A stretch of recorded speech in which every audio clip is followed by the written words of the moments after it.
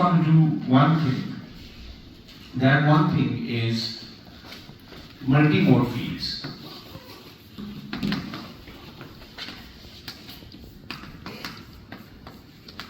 So far we've associated, we've done all our calculations with single mode, single value of k, single polarization. But really in a cavity we can have the possibility of multiple k's, multiple wave vectors and multiple polarization. Right?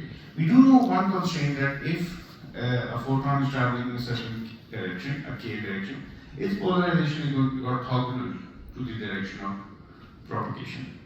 So the starting point for the multimode field, so we are developing fully quantum mechanical picture of light. We've done it for a single mode. We know that this single light in single mode form, it can be modeled as a harmonic oscillator. And all the dynamics can be understood with the help of ladder operators, creation and annihilation operators that create and take away photons from a cavity, from a field. Now extending this idea. And the starting point of our discussion is a little bit of electromagnetism, which probably some of you might not be familiar with since you haven't taken a course on electricity, magnetism, especially that group over there. But it's not very hard. So we do know that in order to fully describe the electromagnetic wave, we need an electric field and we need a magnetic field. Right? But it's also possible to, instead of these two quantities, we have another quantity called the magnetic vector potential. Right? Which is also a function of position and time. And the electric field and the magnetic fields can be derived from the magnetic vector potential. So if I were to take, so how do I get the electric field? If I were to take the derivative of A with respect to time, with the minus sign, that's going to be my electric field. Okay? With under a certain constraint, which I'm going to explain in a minute. And the magnetic field likewise is also given by a vector operation on the vector potential. So once we know A, we would know the electric field and the magnetic field. So the A is a 4 vector in the sense that it combines the electric field and the magnetic field into one quantity. But there is certain ambiguity in this relationship. And that ambiguity is resolved by having another constraint. So when we want to define the electric and the magnetic field through the vector potential, we also need another constraint which is called a gauge. Okay? And the gauge that we are using, I'm going to explain this gauge later, but the gauge is a constraint, an additional constraint. The gauge that I will use is the following constraint, that the dot product of this differential operator and the vector potential is 0. Okay? So this is an additional constraint that I am using. But different choices of A give you the same value of electric and magnetic field. Okay? So now those different, you have to choose from those different choices of A, what A am I really using? So in order to make that choice, you put an additional constraint on A, which is called a gauge. A gauge is just a choice of A. So this is the gauge that I'm going to use. This is called the Coulomb gauge. Okay? Now, when we express the Maxwell's equations in terms of the vector potential and we rewrite the wave equation in terms of the vector potential, the wave equation looks like the following. Del square A, function of r in time, is 1 over c square partial square A with respect to time. Okay? So this is our vector wave equation that is satisfied by electromagnetic radiation, whether it is classical or quantum.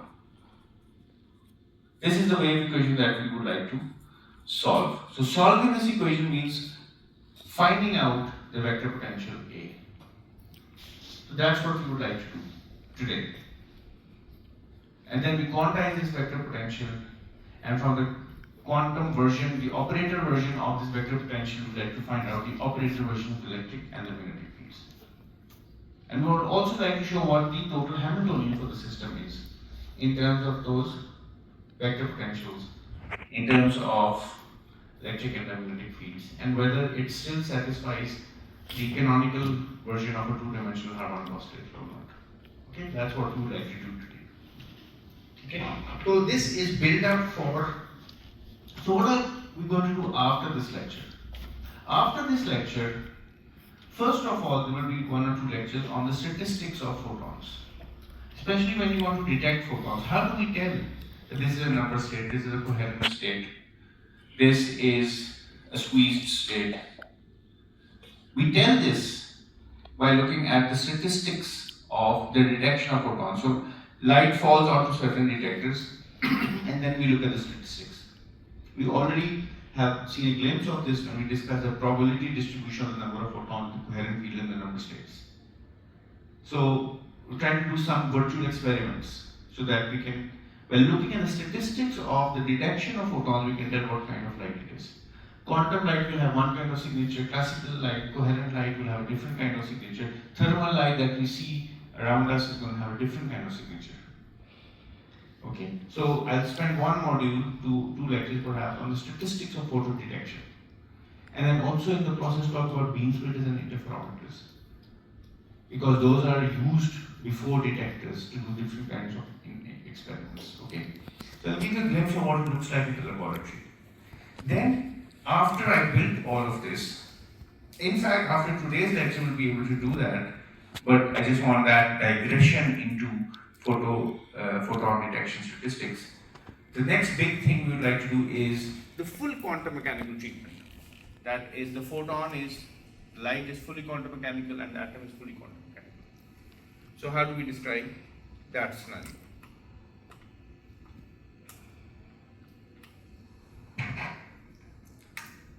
ठीक है, फिर हम वो करेंगे, उसको कहते हैं gents coming model. तो Rabi oscillations can also be derived from a fully quantum mechanical version. Okay, and that also gives an idea of what is meant by the dressed states. Anyways, की battery खत्म होने वाली है. Is a linear combination of two terms. It's a combination of plane waves. Let's assume that.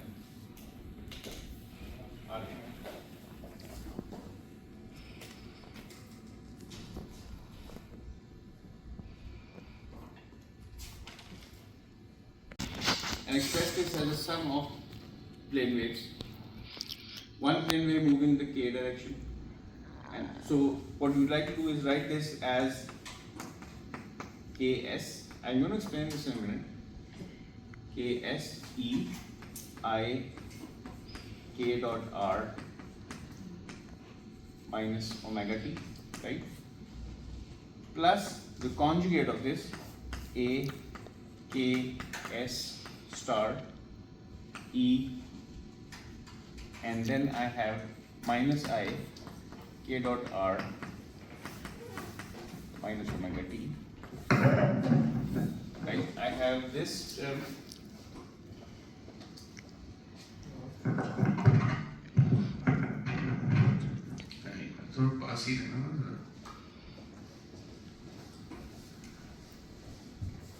Alright, so what I'm doing now, this is a vector.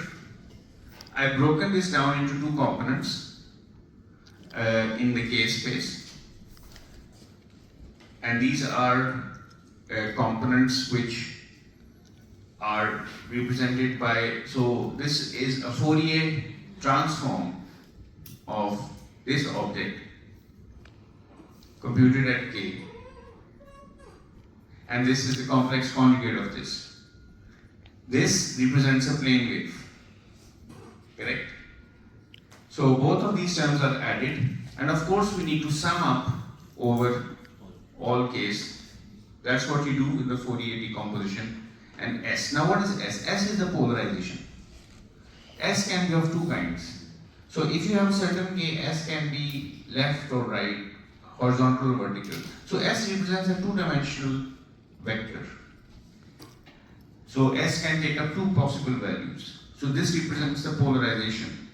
So now you sum up over, so for a fixed K, you sum up over this complex amplitude, this complex amplitude. These can be considered to be two oppositely traveling waves. Right? Just look at the sign over here. These are oppositely traveling waves.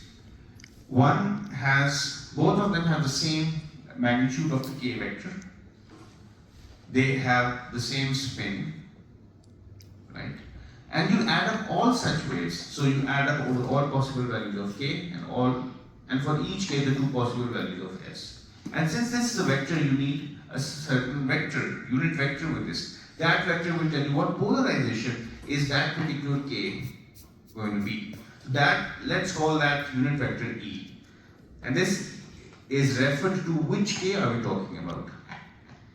And S. So the two polarizations will have two different S's. Those two S's will be orthogonal to one another. Okay. So this is our trial for the vector potential. Okay. So there are certain constraints on these. The first of all, we observe that if we have this unit vector EKS,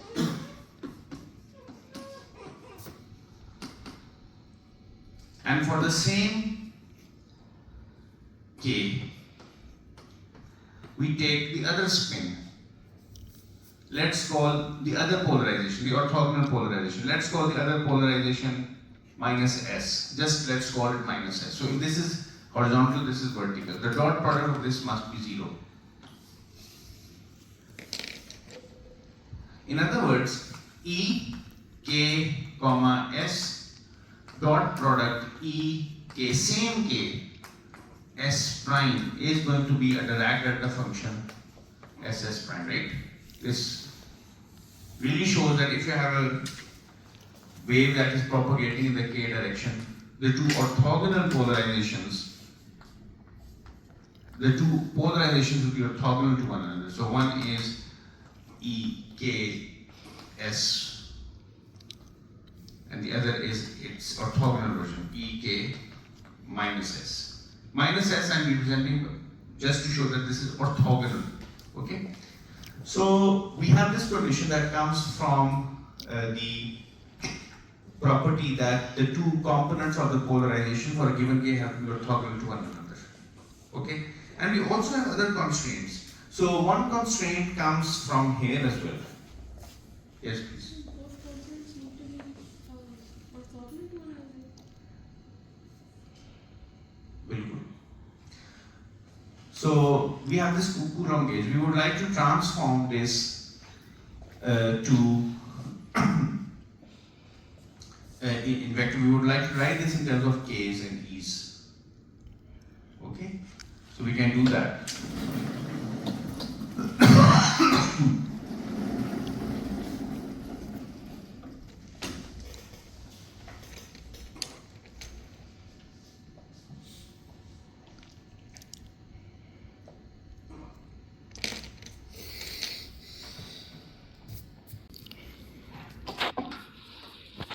So how do I write the Coulomb gauge del dot A? The divergence of A must be 0.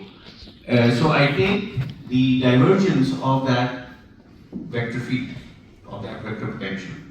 Now divergence is the derivative with respect to position coordinates. With respect to x, with respect to y, with respect to z. So where are the position coordinates? They're exclusively in these exponents.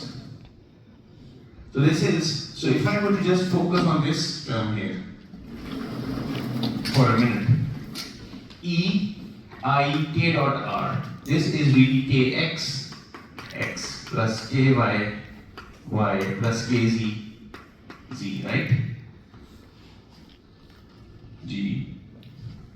Sir ये जो आपने ऊपर जो solution लिखा है ये पहले आपने बेसिकली आर ऑफ टी तो एक्सपोनेंशियल्स में लिखा और फिर उन टर्म्स का फोरियर ट्रांसफॉर्म लिया, तो फिर लेफ्ट साइड पे should it the A should be a function of के एंड ओमेगा नहीं? So it is a function of r and t or a function of k and omega. के और omega का अब हो जाएगा क्योंकि हम उसमें चलेंगे। बिल्कुल। लेकिन असल में हम ना सिर्फ k और ओमेगा पे नहीं होगा, क्योंकि सिर्फ हम स्पेस डोमेन को फोरियर ट्रांसफॉर्म कर रहे हैं। अच्छा, ठीक है ना? अगर आप टाइम डोमेन में फोरियर ट्रांसफॉर्मेशन करें तब ओमेगा आता है। हम टाइम डोमेन में फोरियर ट्रांसफॉर्मेशन नहीं कर रहे हैं, हम स्पेस डोमेन में करें। वहां पे आपके पास पोजीशन कोऑर्डिनेट्स है, वहां पे आपका वेव वेक्टर कोऑर्डिनेट्स है। That's the only difference. So repeat कर देंगे कि AKS का मतलब क्या है? AKS का मतलब ये है कि ये एक वेक्टर फील्ड है, this is a vector potential. AKS is the amplitude, which is a complex number, the complex amplitude of a plane wave, which has a wave vector k dot r minus omega t. This is a plane wave of wave vector k. How much of that do we have? We have AKS of it. That's what this term means. ठीक है? So this is just exactly similar to the following. So if I want to write f of t in the discrete terms is f of k e minus I omega t summed over all k. That's what I've written over there. Where f of k is the Fourier transform of f of t, plus of course the complex part of the f k star e plus I omega t. This is in time domain. If I were to write this in position domain, so here I have f omega, sorry. In the position domain, this is like this, f of k e, say plus or minus I k r. Let's keep this plus f k star e minus I k r over all possible values of k. Right? हमने अभी भी पहले मुझे ये बात मालूम। So this is what is meant by, and this is what is meant by Fourier transformation. So I take a function and express this in as a discrete sum of all of its Fourier components. This is what I am doing over there. Yes, please. Sir अभी भी हमने अपनी electromagnetic wave को cavity में रखा हुआ किया हुआ है। जी, कैविटी में है। ये कैविटी बहुत बड़ी है, कैविटी में है बिल्कुल, लेंथ है उसकी खास, फाइनाइट साइज की है। Alright, so if I just look at one of the terms, exponential terms, and I would like to find the derivative of this divergence of this term, because this is only the time dependent term, everything else acts as a constant. Right? So this will of course, if I were just to kind of take the divergence of this will be EI kx and all of this plus IKY and all of this plus IKZ and all of this, correct? Correct? So what I'm really doing is I have I k dot with EI k dot r. Right? So the action of a divergence is really multiplication with ik, dot product with ik. That's what divergence is really doing.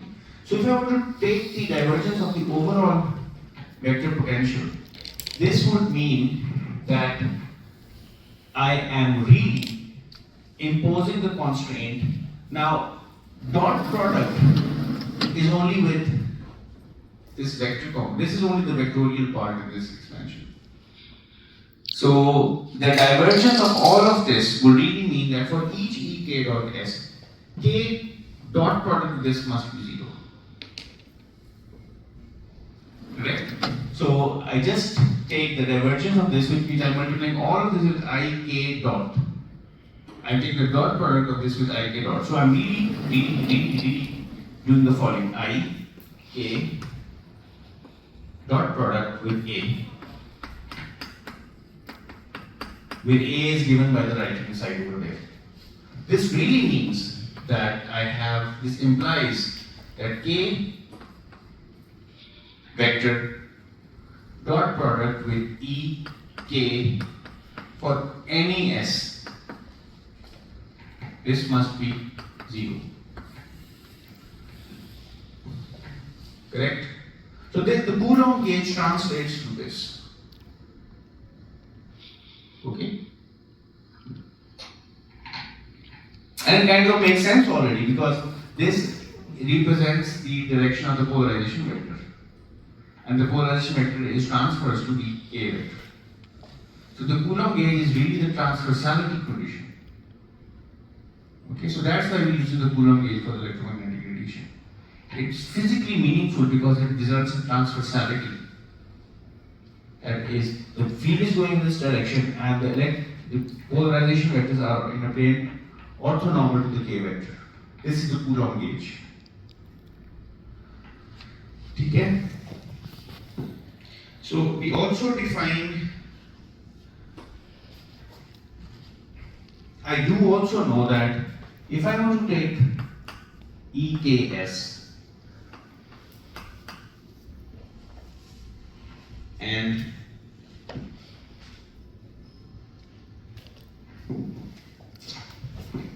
find a dot product with EK, same K and the other spin, the other polarization, the orthogonal polarization. Then what direction should this be in? This is a vector product. This should be parallel to K. So just imagine this. So this is one polarization, the other polarization, you take the cross product, you get something parallel to K. So this should be parallel to K. Okay. So these are unit vectors. So let's call this K hat. So now I kind of put down I've done all the groundwork that I need. Now what I would like to do, I would like to solve the wave equation for this trial solution, with this trial solution. The wave equation is written at the top. Okay, yes please. So वो I K vector जो है और dot with I K dot R इससे ऊपर वाली line ये यहाँ पे ये कोएफिशिएंट है ना K वेक्टर का I K dot R e to the I K dot R. G. Now what I would like to do, I would like to solve the wave equation, right? I would like to recast the wave equation.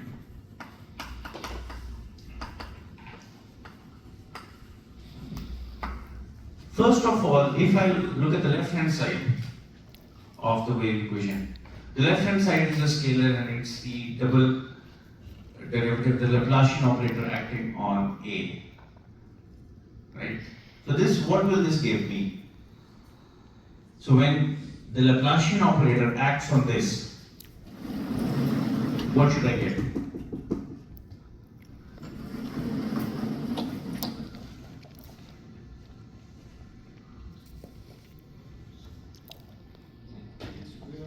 Minus k square. So I do ik twice. Ik twice is minus k square. So the left hand side is minus k square a.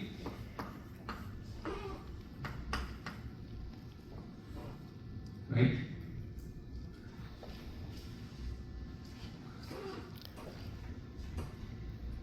In fact, I can do it for each component in the Fourier domain directly. So minus k square a ks. So let's do it in the Fourier domain. So I'm just expressing a in terms of the Fourier component. So minus k square a ks. This equals, for any k inside the summation and for any s, this equals 1 over c square. If I were to take the double derivative with respect to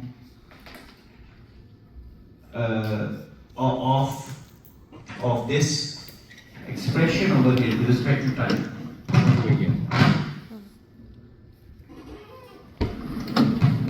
Minus square. minus 1 square plus square.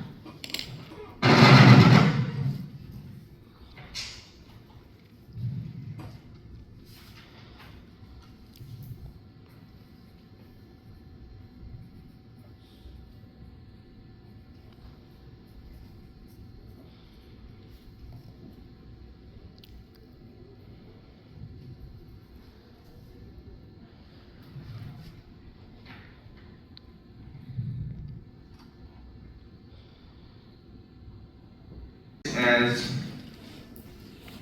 1 over c square. Instead of doing the derivative, let me write this as the double derivative of ak. So this is going to be true for any k, right? For all k and for any s inside that k, for plus s and minus s. This is going to be true. So actually there is a summation sign here over k and s. And there is a summation sign over here. But I am looking at it term by term inside the summation. And if I were to put a conjugate here, it will also be true if I put a conjugate here. So this is going to be true. So I can readily solve this equation. Right? This is the second order differential equation. I can readily solve it.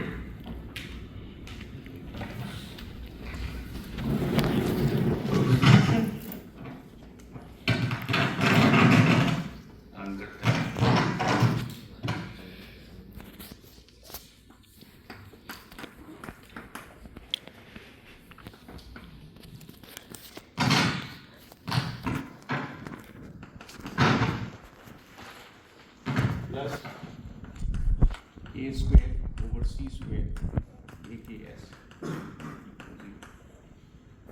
Hello.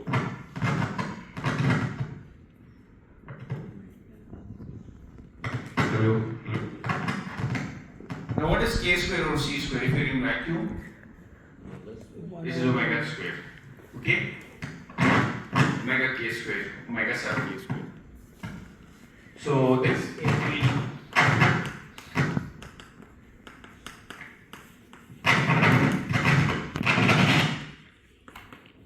so why am I putting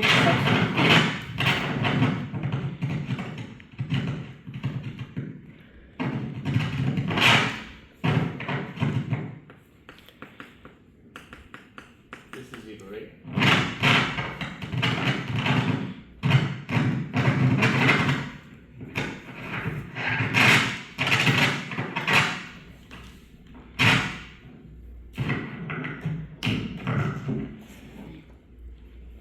देखना है कहना क्या दूसरा तो ले लेंगे. So what's the solution for this? Function of time is aks at time 0, which is just write aks. This is at time t equals 0, e raised to power minus I omega kt. So I get the time dependence on the complex amplitudes. तो plus नहीं term नहीं है e rays power plus iota omega T भी तो आ सकता है. वो दूसरी में है aks.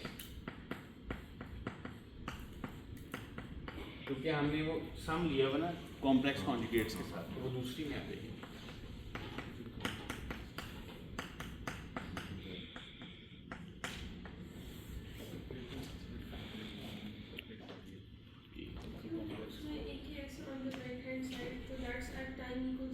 Right. So when I simply write without any parameter, this is at time t equals 0.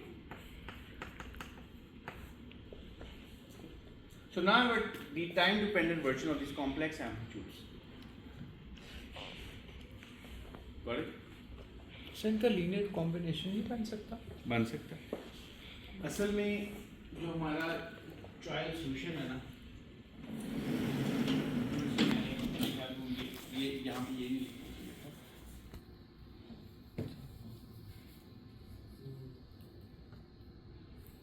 ठीक, मैंने यहाँ ठीक है इस तरह से लिखा और यहाँ पे टाइम डिपेंडेंस में लेके आया to begin with.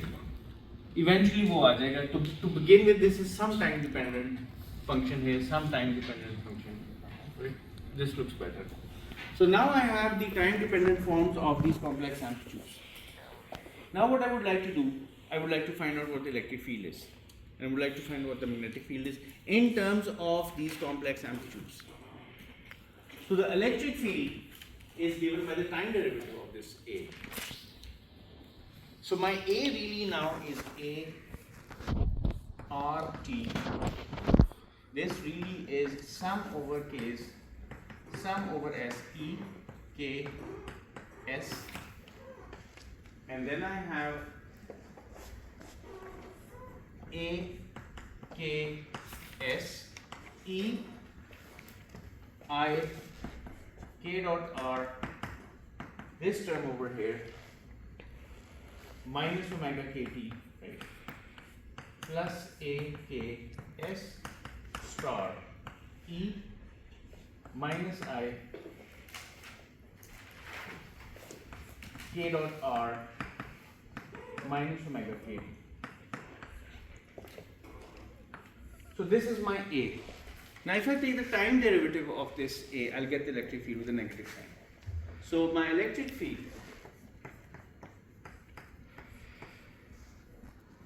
RT is the time derivative of this with a negative sign. So the time derivative of this is going to be minus iota omega k. Minus iota omega k with a negative sign, which plus iota ks omega k e k s a k s e I k r minus omega k t. Time derivative of this object is plus I omega k, right? Plus I omega k with a negative sign because minus I omega k. So with a minus sign over here, a k s star e I minus I k dot r minus omega. So this is my electric field in terms of the time dependent complex amplitude. Now when I write the complex amplitude without a t, it means that at time t equals the complex amplitude at time t equals 0. So this is my electric field. Now once I have the electric field, things get easier. I also would like to find out what the magnetic field looks like. So the magnetic field is the curl of this. The curl of this means I really need to take into account the curl is also a spatial operator. It will act over here. Okay. So if I look at how this curl is formed, the curl of something, say some vector A, you do know is given by x, y, z.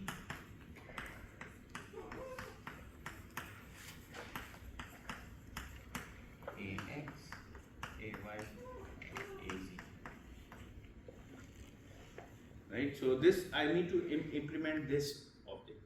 So if I were to take, say, just the x component of this, so this will be the partial az or partial y minus partial az or partial ay. This is how I construct the curl, and you can figure this out that in terms of k, this will result in finding the cross product of the k vector with the magnetic vector potential. Can you think that this is going to be true?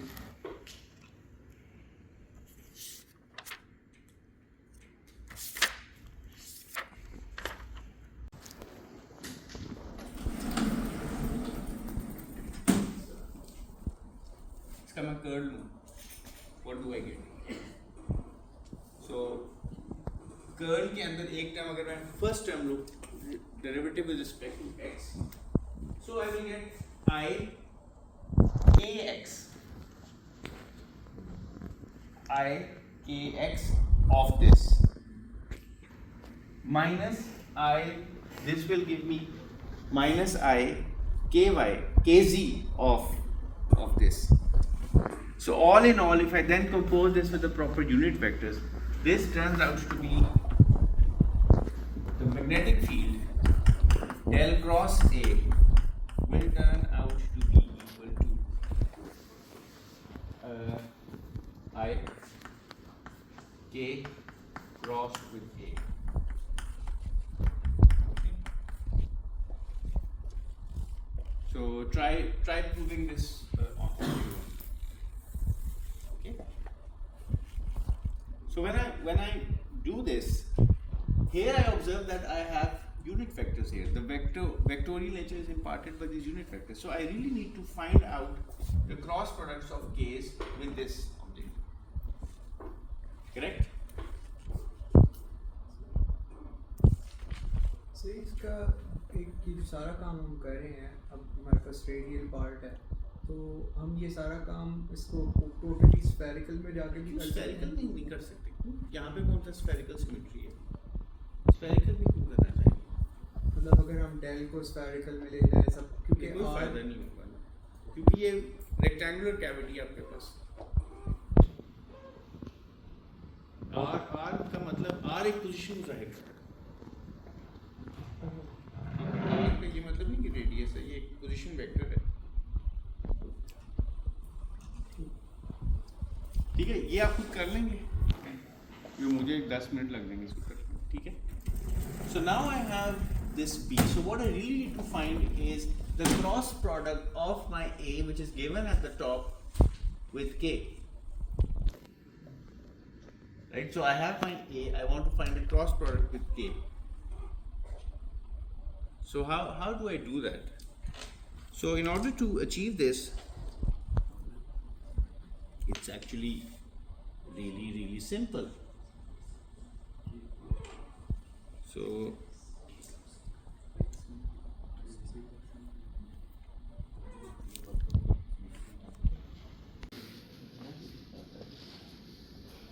iota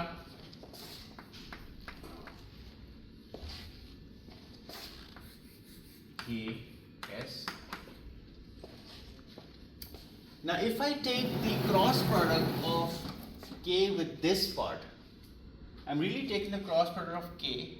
Oh, sorry, if I'm taking the curl of this part, what I'm doing is I'm taking the cross product of k with this vector, and this coefficient here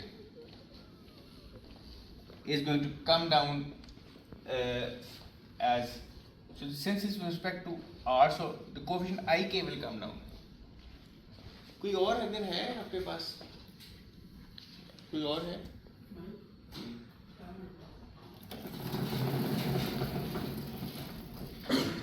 So that I has come down, and I write k crossed with e k s comma s. Correct?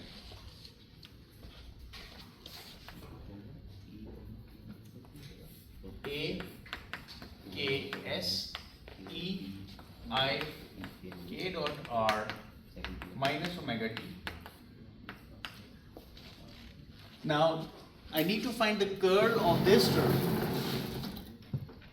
The curl of this term will be k crossed with this, and this coefficient will come down. So I'll get minus I k. I'll actually get minus sign only. I get the minus iota sign. But I already have iota over here. This will become minus a k s star e minus I k dot r minus omega t.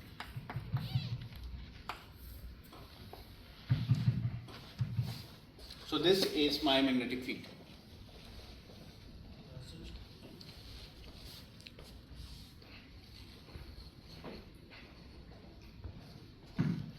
बात सुन, वो वाला mic इस पे नहीं लग सकता, तो बाद में टेस्ट करेंगे। इससे ना बिल्कुल बोल, इससे कोई मुझे फायदा ही नहीं होता, क्योंकि ये यूं बोलना पड़ता है। कैसे इसको चलने आप इधर, मैं वो यूज कर देता हूँ। हेलो हेलो हेलो, चलो ठीक है, गुजारा हो रहा है। You get this? Ji.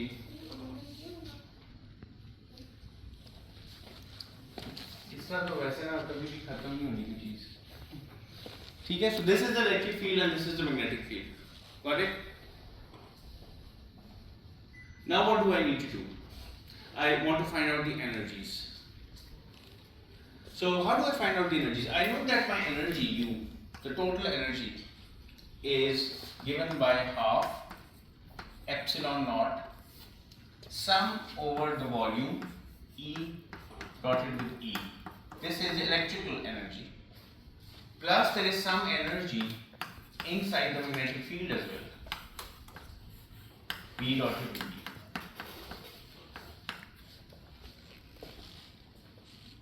So I need to take that electric field that I have over there and find its dot product with itself. Correct? So if I were to take that electric field and determine its dot product with itself, let's try to do that. Let's try to compose what this looks like. So E dot E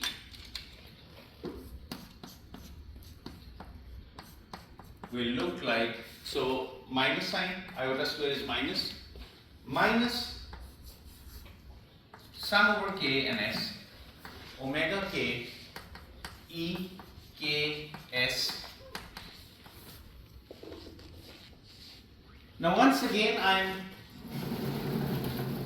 suppressing the time dependence. I'm going to make this time dependent and just not write the omega K for my convenience. A K S E I K dot R minus A K S star E minus I K dot R. Okay, so this is one electric field. I need to find its dot product. So let me add a big dot here. Okay, the second electric field. Now this is something else, K prime. Some other S, S prime. Now S prime could be equal to S or could be orthogonal. Okay, so I have omega K prime E K prime S prime A K prime S prime E I K prime R minus A K prime S prime T star E minus I K prime R. So I want to find out this dot product. So really I need to take the dot product of this with this. Now the dot product of this with this is 0. Only the two k vectors match. Otherwise it's non-zero.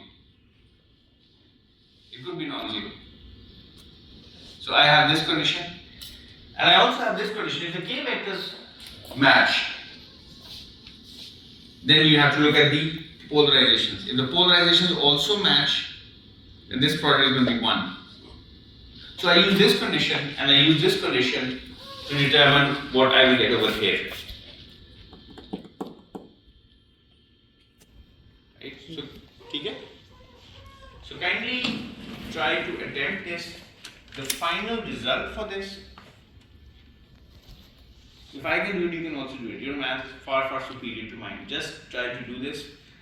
The electric field turns out to be,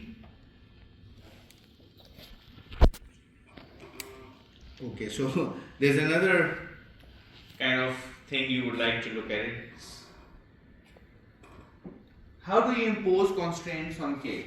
So remember that you also want to find an integral over volume. So let me just write this down as a matter of fact. Okay, so this becomes minus k prime. मैं बार बार अब इसमें vector sign नहीं डाल रहा, s prime. Okay, omega k prime e k s dotted with e k prime s prime. Got it? And then I have terms of this kind: a k s,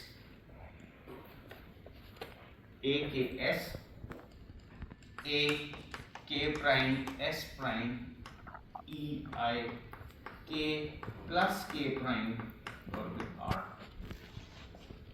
Then I have plus a k s, a k prime s prime, e minus I k plus k prime r. Right? Then I have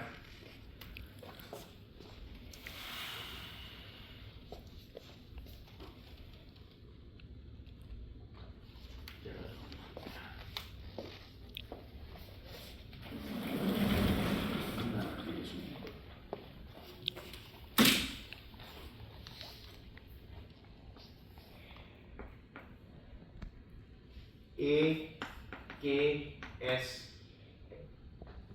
a k prime s prime, the minus sign, e I k minus k prime r, minus a k s prime, a k prime s prime, e minus I k minus k prime r. Right? So this is my dot product. I just do brute force multiplication. Some simple chronic मतलब दो sums खत्म करके chronicle delta में ना कर लें. अगला step तो वही है. ठीक है. So now what I would like to do is I would like to take the integral over volume. Now integral over volume, the only special part is this exponent here, right? There's an r here, there's an r here, r here, and r here. So when I perform this, the integral is only over these exponents. So, and I do know that if I have an exponent over volume, and in the exponent I have ei some object, say k prime dotted with r, some object k prime dotted with r, and I take sum over all the volume, then this is 0 unless k prime is 0. Okay, so this is something you can prove, and also comes from the boundary conditions in the cavity as well. Okay, so try to read up upon this. So this is a general formula that is used, and it is ubiquitously described in any book on mathematical physics. This is 0. All of this is 0 unless k prime is 0. If k prime is 0, then this becomes equal to the volume, the total volume. So this becomes equal to the total volume. The Dirac delta function, chronicle delta, k prime is 0. Okay, k prime is the 0 vector. So now I want to use this formula to simplify this integral over here. Now you notice that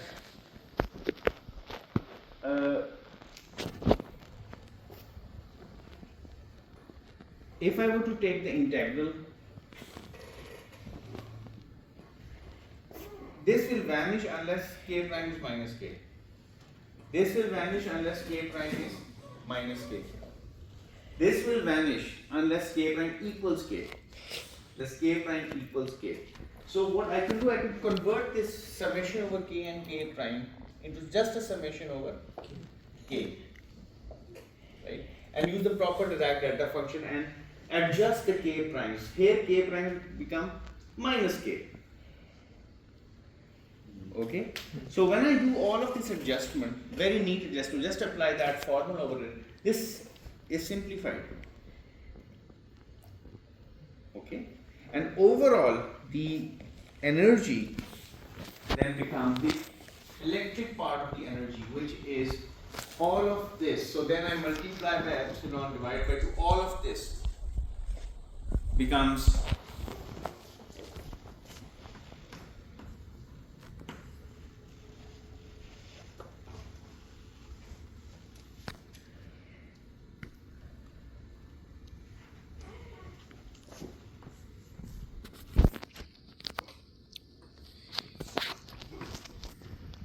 now one of the, if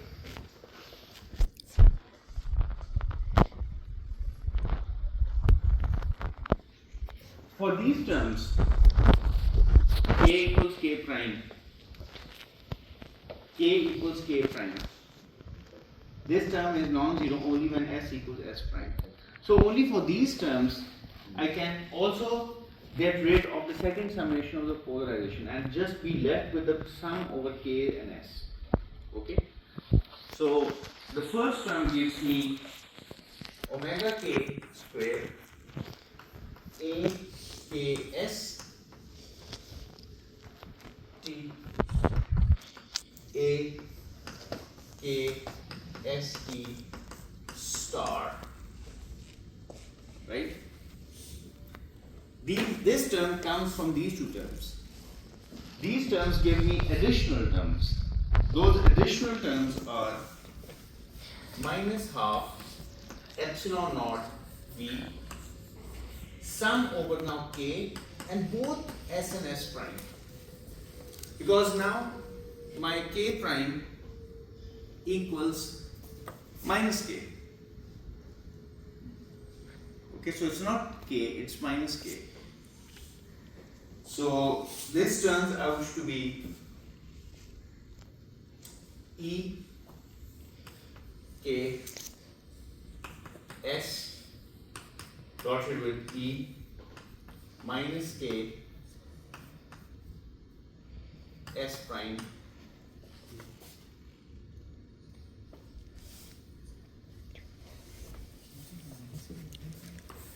in fact I can do another simplification. I'll just A K S T A minus A S prime T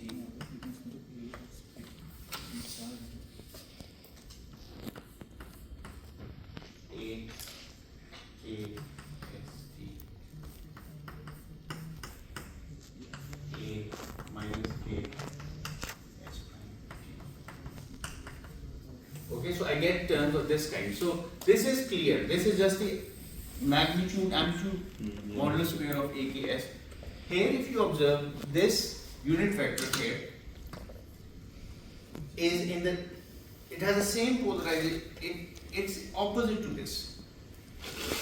Got it? But it also depends upon what S prime is going to be. S prime could be S or it could be the opposite of S. So that's why I need to take the sum over both S and S prime over here. So this is my electric field, or the energy due to the electric field. Okay? So हम इसको और simplify नहीं कर सकते जो dot product है इसमें जो क्रॉस टर्म है वो कैंसिल नहीं हो जाएंगे क्रॉस टर्म्स मतलब जब के माइनस के और के प्राइम इक्वल नहीं है ये देखो ये एक लाइट इधर जा रही है राइट इसके साथ आपके पास दो वेक्टर एसोसिएटेड है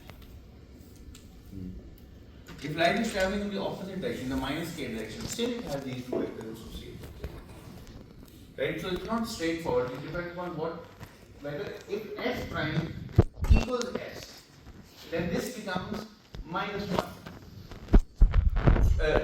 if s prime equals s this becomes 1 sorry this becomes 1 otherwise it's 0 right so which really means that I can S और एस प्राइम का सम खत्म हो जाएगा sum khatam ho jayega so I can really have right. So I can really have this always be 1 and sum over all s's. I can do that. I can just put this equal to 1 and sum over only s's. This will then s prime will be replaced by s. This will be replaced by s. I can do that. बिल्कुल ठीक. I can. मैं भी करना नहीं चाह रहा यहाँ पे. I can just get rid of this. Put this equal to 1 and make s prime equal to s.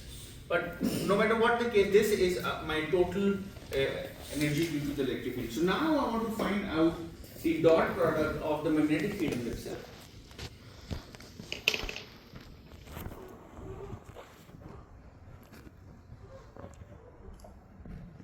Correct. So how do I find out the dot product of the magnetic field itself? Now I have a cross product here. So I have to use some kind of vector identity. So the vector identity that I would like to use is something of this kind, A cross B dotted with C cross B.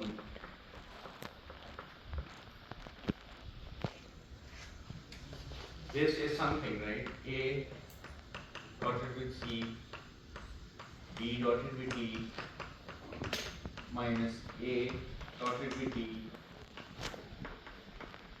B dotted with C. So I have to use this vector identity. When I use this vector identity and I find out the total energy due to the magnetic field, and notice that I have a 1 over mu naught here. That 1 over mu naught is with the c square becomes equal to epsilon naught. 1 over mu naught c square in the denominator becomes epsilon naught. So all of this, the magnetic field gives me an energy which is epsilon b, exactly this term,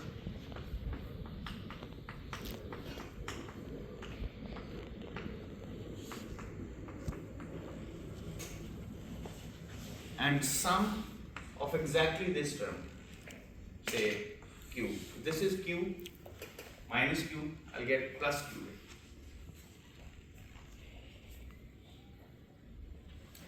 In such a case, the total energy inside this electromagnetic radiation becomes 2 epsilon naught b omega k square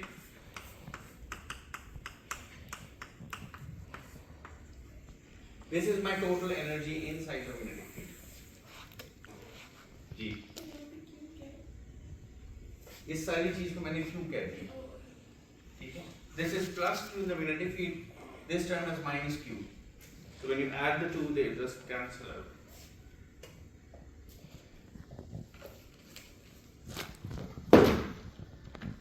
ये कुछ एक दफा आपको derivation करनी पड़ेगी.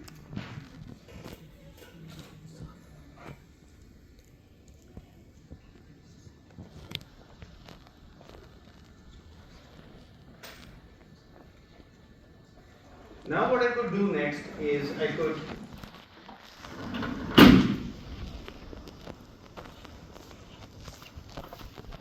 do some substitution that meant A K S T equals 1 over 2 mu K epsilon B 1/2 omega K Q K S plus I PKS. This is my position coordinate, this is my momentum coordinate. Similar to what we did for single field operator. जी? ये substitution है. ये पहले भी हमने इस तरह की substitution की थी ना. ये वही substitution है. So when we discussed the light as a harmonic oscillator, we said that the electric field is acting like position operator and the magnetic field is acting like a momentum operator. It's exactly the same thing that we do. So the substitutions that we've done for the single mode case carry over to the multi-mode case for each K and S. And notice that if I put a dagger here, I just put a minus sign here. So I can express this energy, which is really A star A, in terms of the Q and the P's. And I can also express the Q's and the P's in the terms of the ladder operators. Right? So at each step, if I were to do this substitution, finally, the final result that I would get will simply be h bar omega k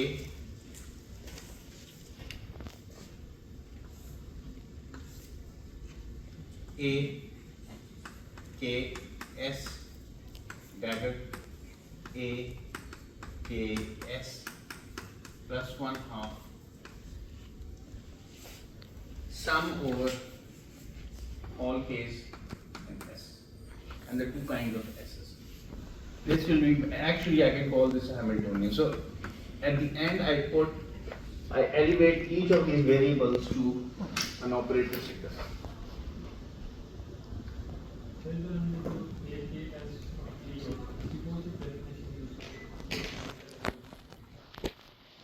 कोई definition इस्तेमाल की, सो हमने सिर्फ ए के, ये जब आपको याद है कि जब हमने इलेक्ट्रिक फील्ड को एक्सप्रेस किया था पोजीशन और मोमेंटम के तरह, ये बिल्कुल वही काम किया। ठीक है, ये ज़रा अगली दफ़ा आने से पहले यहाँ पर ज़रा देखें आप पहुँचते हैं कि नहीं, इस डेरिवेशन में एक दफ़ा करने की कोशिश करें। ठीक है, लेट्स मीट ऑन Monday.